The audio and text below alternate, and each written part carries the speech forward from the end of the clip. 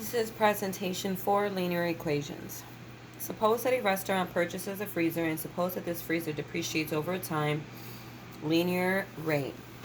This is a common assumption for tax write-off purposes. The value of the freezer in Y dollars is calculated by Y equals 12,000 minus 2400X, where X is the number of years after purchase.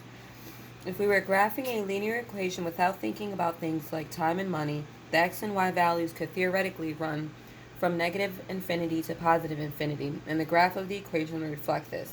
However, for this depreciation scenario, what is the realistic range for the X values, number of years, and what is the realistic range for the Y value, value of years? For example, does it make sense for X to be a negative number? Show any work explanation that supports your answer. How would this affect the graph of the equation? Show and explain the graph of the equation.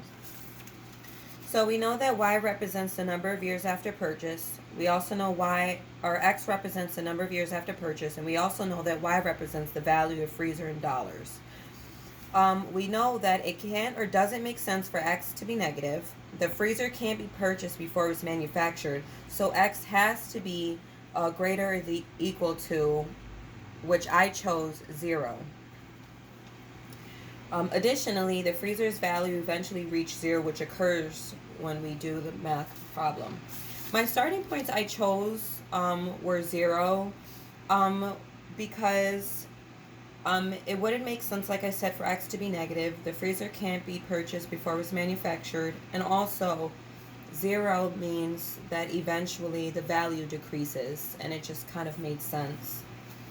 And then also Y, just considering context, you can't buy a fridge for negative $12,000, and also the value can't be less than 0.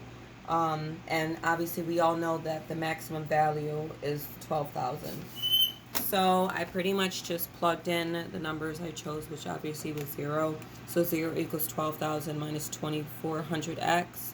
I added that by both sides, which gave me 2400x equals 12,000. And I just divided that by 2400, which gave me x equals 5. That was the realistic range. 5, and also 0, which means that after 5 years, it just decreases the number of years after purchase. And then x, I just plugged it in, so y equals 12,000 minus 2400 times 0. We know 0 times 24 is still 0. 2400 is still 0. So y equals 12,000. And my realistic range is 0 and 12,000. So we know that the graph of the equation will be a straight line with a negative slope, indicating that the value of the freezer decreases as time passes. The x-axis obviously represents the number of years of purchase, and then the y value, or y-axis, represents the value in freezer dollars. So as the x increases, years, y decreases, value.